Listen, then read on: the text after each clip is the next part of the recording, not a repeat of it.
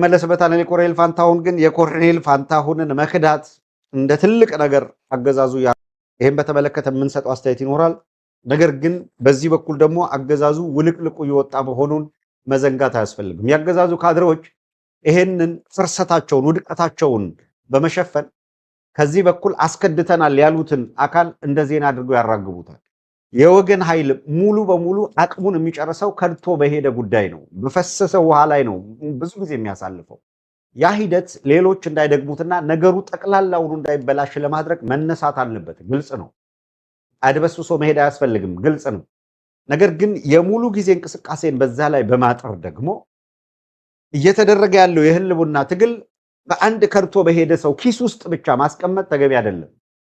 ሁለት ሶስትም ቢሆኑ ከዚያም በላይ ቢሆኑ ከድቶ በሄደ ሰው ጉዳይ ላይ አይደለም። በነገራችን ላይ ለጣሊያንም እጅ የሚሰጥ ነበረ።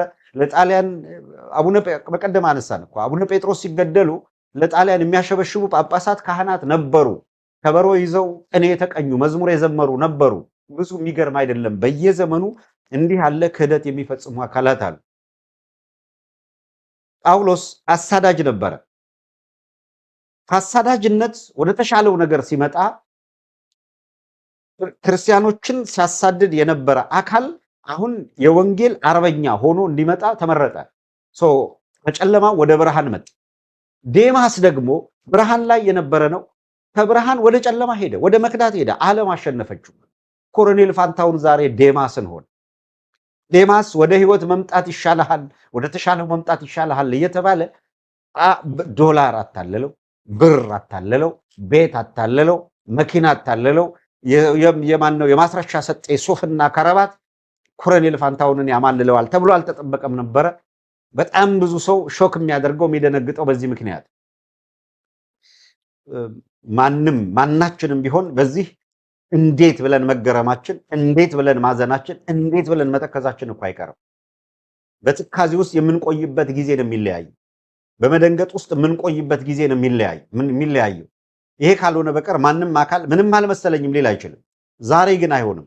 አትሊስት ሂደቶች ነበሩት፣ ፕሮሰሶች ነበሩት፣ ባኬን ፎርዝ ነበሩት። ስለዚህ እምብዛም ከማህበረሰቡ ጋር እኩል እኛም አብረን ደንግጠናል አንልም። እንደ አብይ አህመድ ሂደቶቹ ተቀልብሰው ኮሎኔል ፋንታሁን ሐሳብ ቀይሮ ይጸናል ወይስ ይሄዳል?